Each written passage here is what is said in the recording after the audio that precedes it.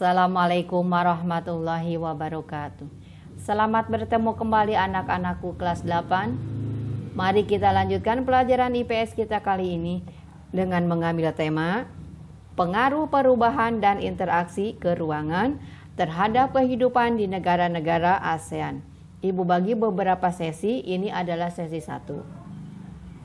Semoga kalian ada dalam keadaan sehat walafiat, diberi kemudahan, kemudian diberkahi. Pada pelajaran yang telah lalu kita sudah membahas tentang pengaruh kerjasama bidang ekonomi, sosial, politik, dan pendidikan terhadap kehidupan di ASEAN.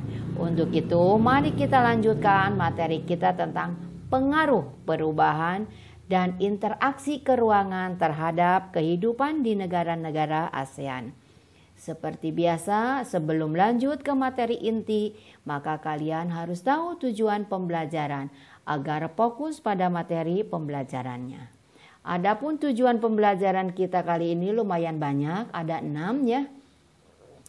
Yang pertama, kalian harus dapat menyebutkan 3 faktor alam yang mempengaruhi perubahan ruang dan interaksi antar ruang. Kemudian yang kedua, harus dapat menjelaskan yang dimaksud dengan bencana alam klimatologi. Yang ketiga, kalian harus dapat menyebutkan nama negara yang mengalami badai Haiyan. Kemudian yang keempat, kalian harus dapat menyebutkan 4 negara ASEAN yang pernah mengalami gempa tsunami. Kemudian yang kelima, harus dapat menyebutkan kapan gempa tsunami terjadi di Indonesia. Yang terakhir yang keenam, bahwa kalian harus dapat menyebutkan barang tambang yang dihasilkan negara Filipina dan Kamboja. Mari kita masuk pada materi inti. Ibu ulangi bahwa tema kita kali ini membicarakan tentang pengaruh perubahan dan interaksi keruangan terhadap kehidupan di negara-negara ASEAN. Perubahan ruang dan interaksi antar akibat faktor alam. Nah, yang pertama kita akan membahas tentang perubahan ruang dan interaksi antar ruang akibat faktor alam. Kondisi alam dan kondisi sosial negara-negara ASEAN yang relatif homogen dan saling memudahkan interaksi antara satu negara dengan negara lainnya. Interaksi ini terjadi dalam bentuk kerjasama di berbagai bidang. Kita ingat bahwa tujuan pembelajaran kita yang pertama adalah bahwa kalian harus dapat menyebutkan 3 faktor alam yang mempengaruhi perubahan ruang dan interaksi antar ruang. Oke, Ibu jawab. Ada 3 faktor alam ya yang mempengaruhi perubahan ruang dan interaksi antar ruang. Faktor alam yang pertama adalah faktor iklim. Yang kedua, faktor geologi. Yang ketiga, faktor ketersediaan sumber daya alam. Mari kita bahas satu persatu. Yang pertama adalah faktor iklim. Kita ketahui negara-negara ASEAN umumnya beriklim tropis. Ada juga satu negara yang memiliki 2 iklim, yaitu iklim tropis dan subtropis. Negara mana? Yaitu negara Myanmar. Kemudian, negara-negara ASEAN terkadang mengalami perubahan iklim yang tidak terprediksi sebagai akibat adanya perubahan pola penggunaan lahan dan perilaku yang menimbulkan pemanasan global. Perubahan iklim ini memicu terjadinya bencana alam klimatik atau bencana alam yang disebabkan oleh kerusakan faktor-faktor iklim. Jadi, apa itu yang disebut dengan bencana alam klimatik atau klimatologi? Nah, jawabannya adalah bencana alam yang disebabkan oleh kerusakan faktor-faktor iklim. Nah, itu jawabannya ya. Kemudian, negara mana saja yang pernah mengalami bencana alam klimatik yang sering melanda negara-negara ASEAN? Di antaranya adalah terjadinya puting beliung di Haiyan, yaitu negara Filipina.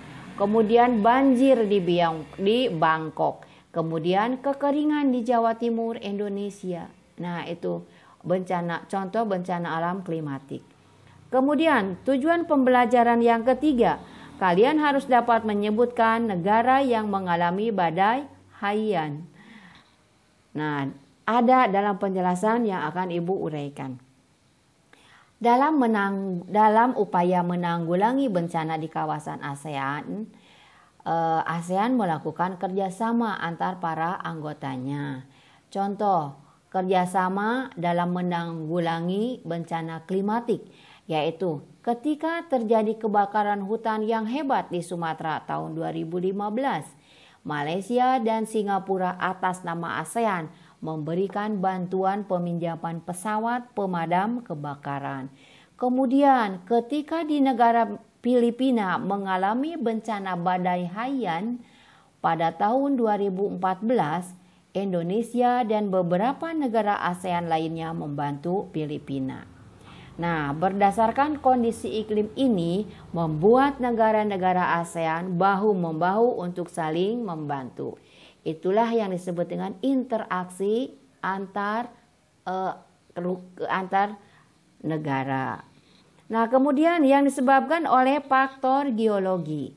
Faktor geologi berkaitan dengan kondisi tanah dan batuan penyusunnya di bumi. Negara-negara ASEAN berada di daerah tumbukan antar lempeng. Kawasan Asia Tenggara masuk ke dalam kawasan yang sangat rawan dengan bencana karena terletak pada tumbukan lempeng. Ada banyak jajaran gunung api yang masih aktif. Tumbukan lempeng identik dengan kemunculan gunung berapi. Rangkaian gunung di kawasan negara-negara ASEAN dikenal dengan Sirkum Pasifik dan Sirkum Mediterania. Nah, pergerakan lempeng yang bertumbukan mengakibatkan terjadinya bencana geologis seperti gempa bumi. Apabila terjadi di laut atau mempengaruhi pergerakan gelombang laut, gempa bumi dapat menimbulkan bencana tsunami. Kemudian, tujuan pembelajaran yang keempat, bahwa kalian harus dapat menyebutkan 4 negara ASEAN yang pernah mengalami gempa tsunami. Negara mana saja? Yang pertama adalah negara Indonesia, yang kedua Malaysia, ketiga Thailand, dan yang keempat adalah Myanmar. Nah, gempa tsunami tersebut merenggut korban jiwa yang sangat banyak. Korban tsunami yang menggemparkan dunia terjadi di wilayah Indonesia, yaitu di Aceh pada tahun 2006. Tadi ada pada tujuan pembelajaran yang kelima bahwa kalian harus dapat menyebutkan kapan terjadinya gempa tsunami di Indonesia. Nah, yang sudah Ibu bahas bahwa gempa tsunami yang terjadi di Indonesia yaitu di daerah Aceh pada tahun berapa? Tahun 2006.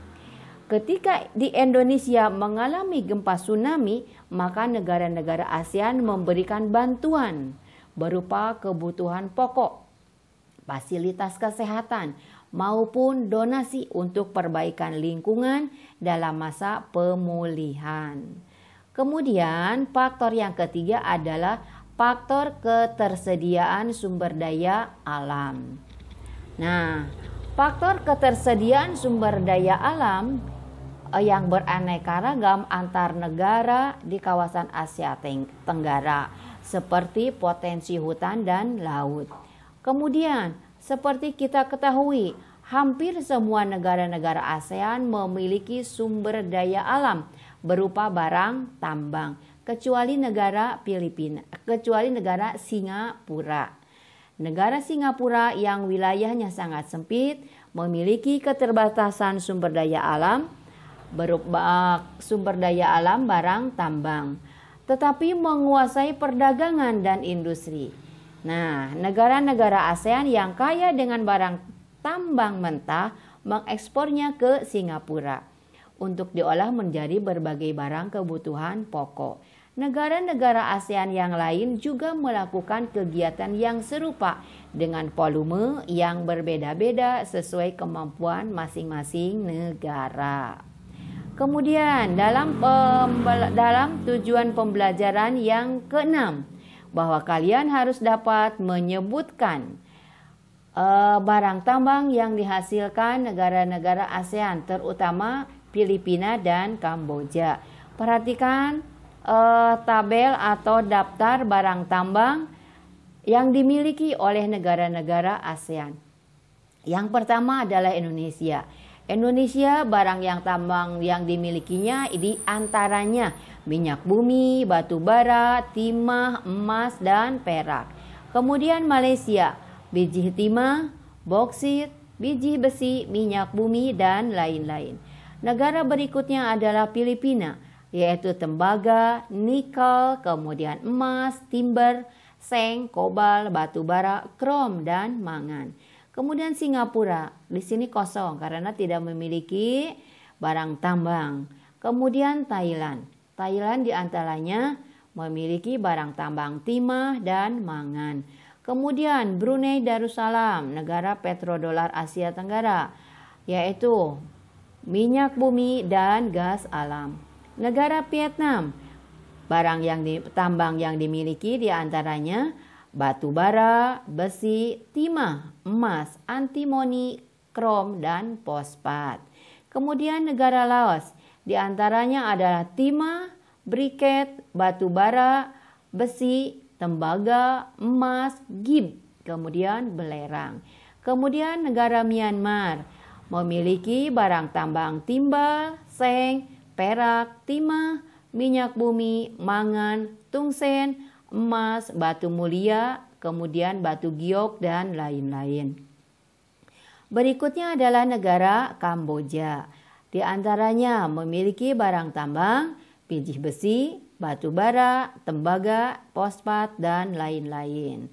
Nah, itu adalah barang tambang yang dimiliki oleh negara-negara ASEAN. Sumber daya alam tidak hanya berupa barang tambang. Sumber daya yang lainnya adalah sumber daya alam hayati dan non-hayati.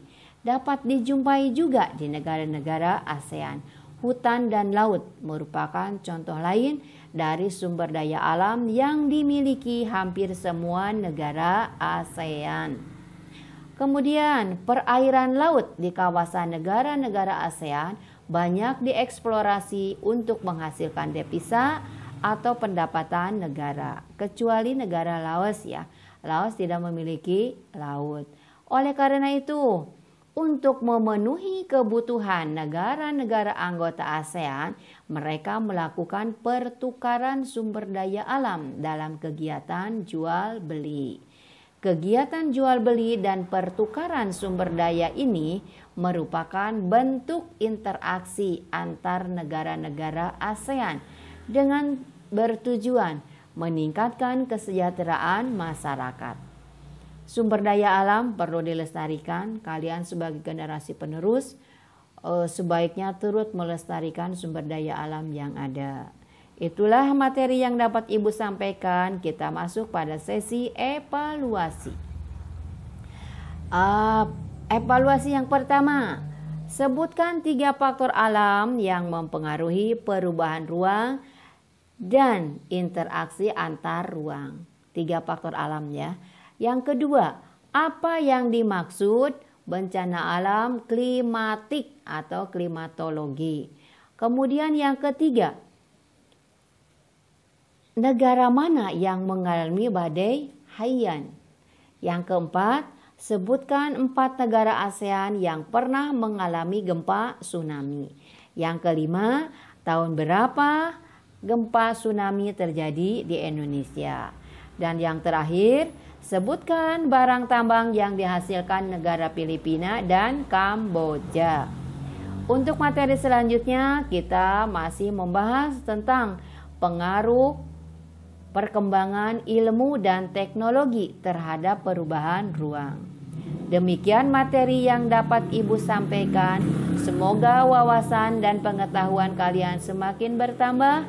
Ibu akhiri, wabillahi taufik wal hidayah. Wassalamualaikum warahmatullahi wabarakatuh.